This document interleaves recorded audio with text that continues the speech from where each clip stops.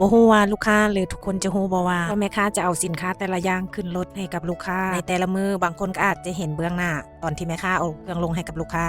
และบางคนก็ยังบ่ทันได้เห็นเบื้องหลังของแม่ค้าว่าแต่ละมื้อแม่ค้าต้องได้เอาเครื่องขึ้นแบบใดแล้วก็แนวใด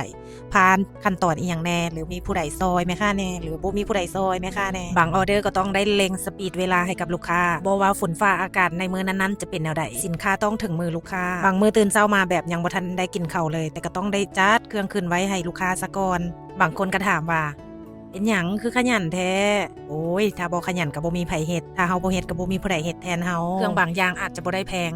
แต่เครื่องทุกอย่างแม่ค้าส่งด้วยใจเพราะเชื่อว่าคนซื้อบ่ได้ซื้อแต่สินค้าแต่เขาเจ้าซื้อความเชื่อใจและไว้ใจถ้าถามว่าเมื่อยบ่ท้อบ่มีแต่ว่าพอเห็นลูกค้ายิ้มตอนได้เครื่องโอ้ยใจก็ละลายหายหมดละความเมื่อยเอาเป็นว่าใครที่กำลังถ่าเครื่องอยู่อดใจรอเด้อแม่ค้าส่งของคือเก่ายังลุยเดียวคือเก่าตามเดิมเส้นเดิมจ้า